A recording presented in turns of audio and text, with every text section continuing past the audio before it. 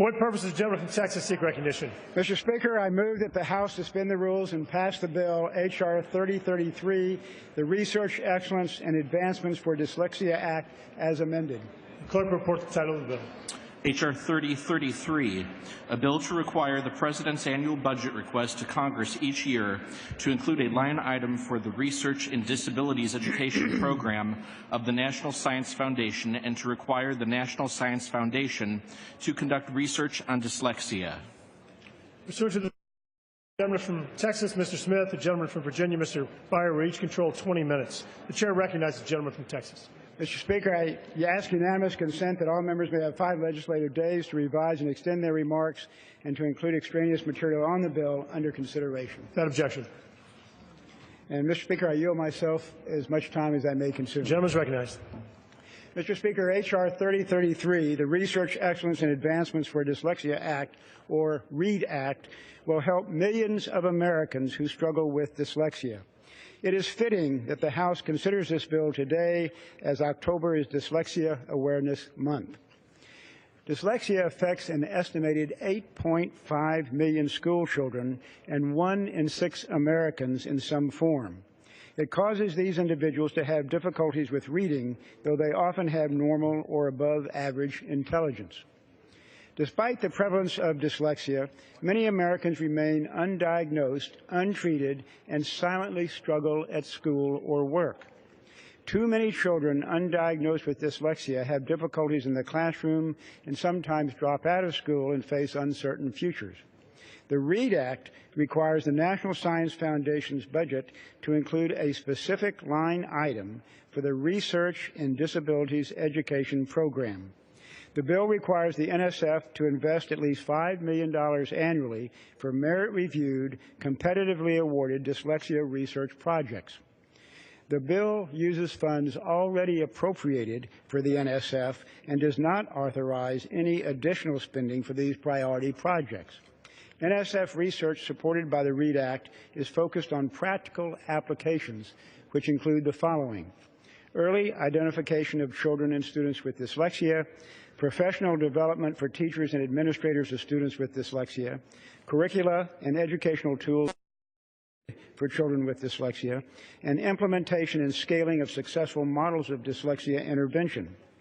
The House Science, Space, and Technology Committee held a hearing last year on the science of dyslexia.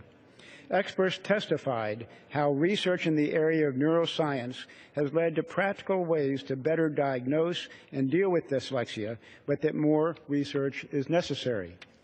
At a second committee hearing held just a few weeks ago, we heard from experts who work directly with dyslexic students and their teachers. They know firsthand about the obstacles these children, parents, and educators face, and they stress the importance of research in developing practical tools. If you can't read, it is hard to achieve. If we change the way we approach dyslexia, we can turn this disability into an opportunity for a brighter and more productive future for millions of Americans. I am a co-chair of the Bipartisan Dyslexia Caucus, along with Congresswoman Julia Brownley, which is comprised of more than 100 members of Congress. I have met hundreds of children and their parents in my congressional district in Texas and others across the U.S. who are affected by dyslexia, and they have shared their personal stories with me. One child I met recently was Eddie, a middle school student from Baltimore. He, along with his family, has been on a long journey to receive a proper diagnosis and find a supportive learning environment. After our meeting, his mother wrote me a letter explaining, quote, "In only 1 year, Eddie has gone from repeatedly missing recess because he would not, quote, try harder, a boy who would stare at his homework in defeat before he has even tried an assignment, to a boy now daring to dream of a career in the sciences," end quote. Eddie is very fortunate to have a mother who advocated for his proper education. He is now not only able to learn, but also to excel. His mother comments, quote, "He is a voracious reader and wants to join the Jet Propulsion Lab or work with NASA," end quote. I also have had the pleasure of meeting an Austin, Texas resident, Robbie Cooper, and her son, Ben. They shared many stories with me about the hardships they have faced in their attempts to ensure Ben receives the best education possible. Ben has even taken his abilities one step further by becoming an advocate and has traveled to D.C. numerous times to lobby Congress so others can learn from his experiences.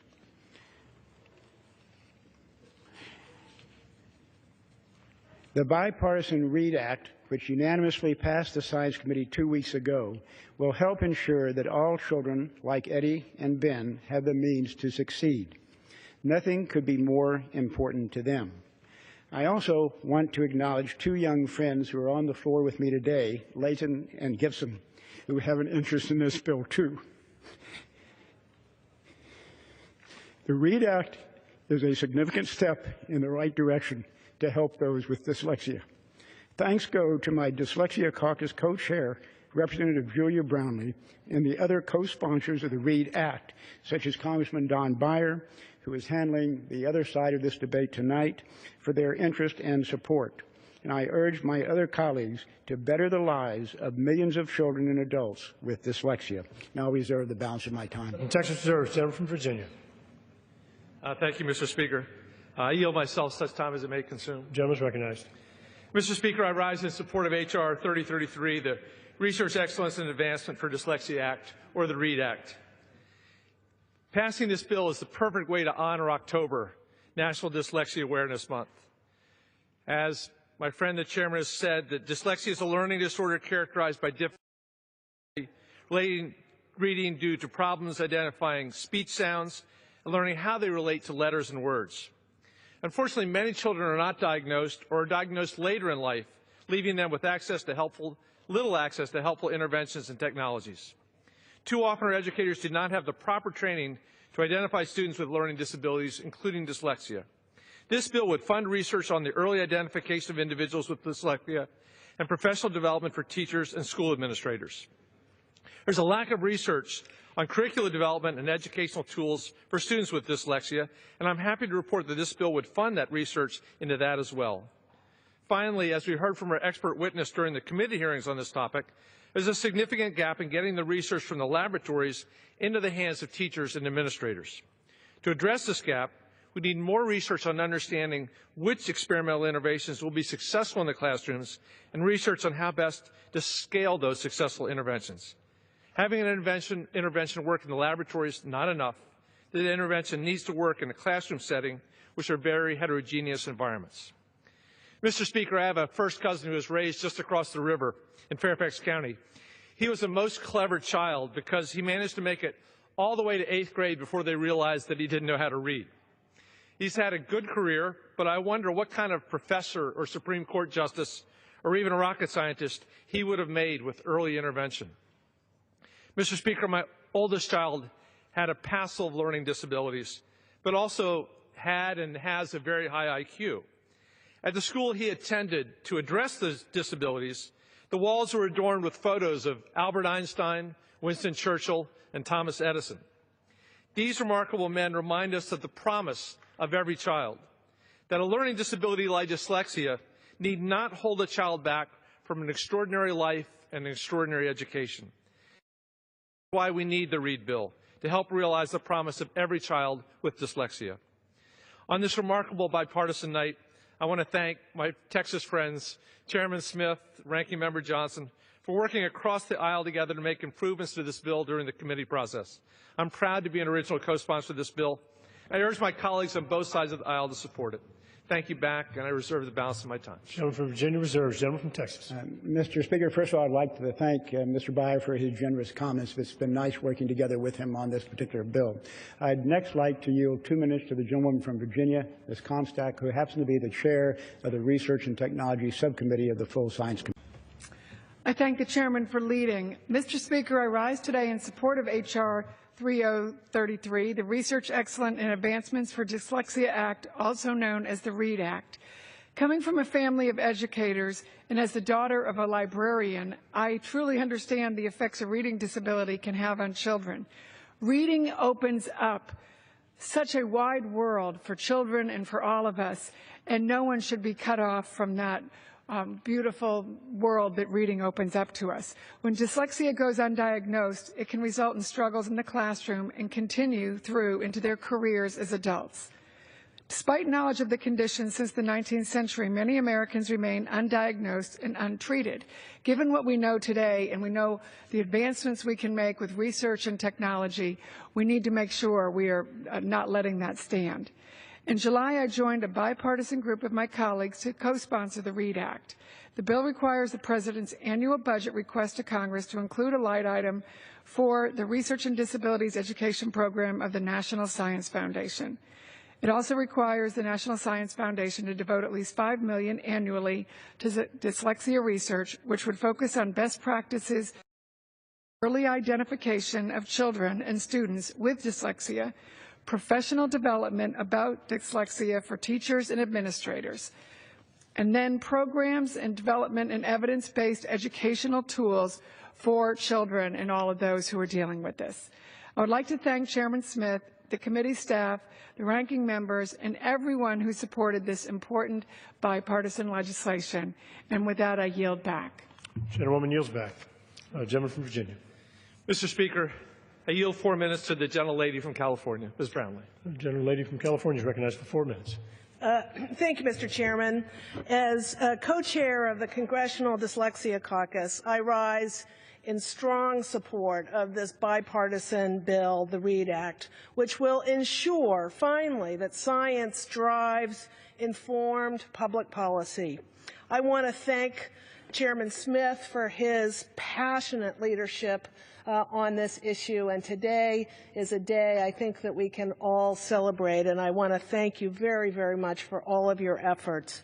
The READ Act will increase National Science Foundation research on dyslexia, including best practices on early identification and professional development for teachers and school administrators. It will also support research on the most effective teaching practices and curriculum models for students with dyslexia. The research this bill supports can make a difference, a big, big difference in the lives of millions of American children. Learning disabilities like dyslexia and attention-related disorders affect as many as 1 in 5 children in our country. It was my daughter, Hannah, struggle with dyslexia that led me to public service.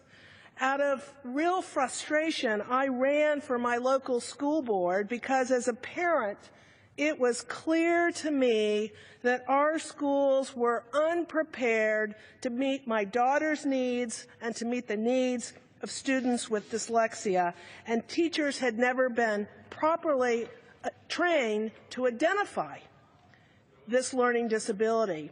And after 12 years on the school board, I was elected to my state legislature, and as chair of the California Assembly on Education, I also work to improve education for students with learning disabilities. And now as a member of Congress, I want to do my part at the federal level.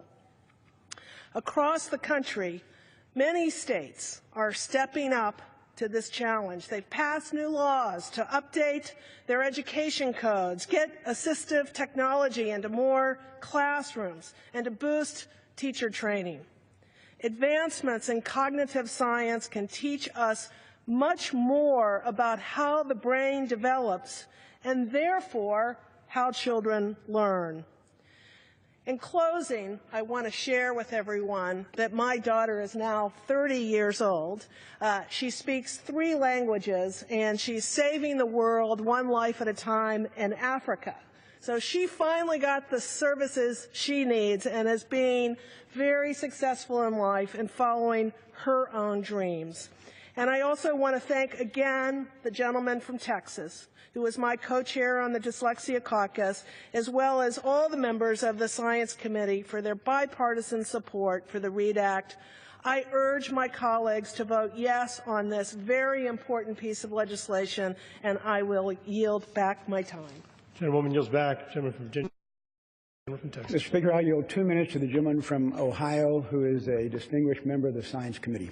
Gentleman from Ohio is recognized for 2 minutes.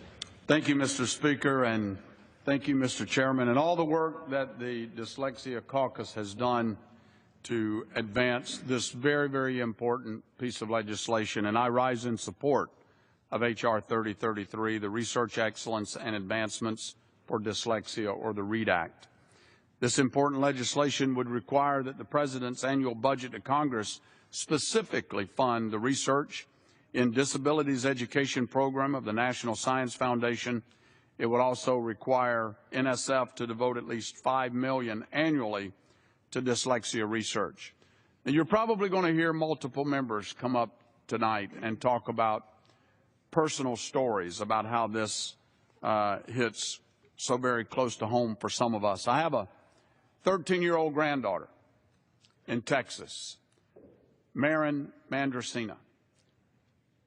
I've watched over the years as she and her mother and her dad have struggled to help try and identify the problems that she has with learning. Teachers that were unprepared to diagnose, to identify the symptoms of dyslexia.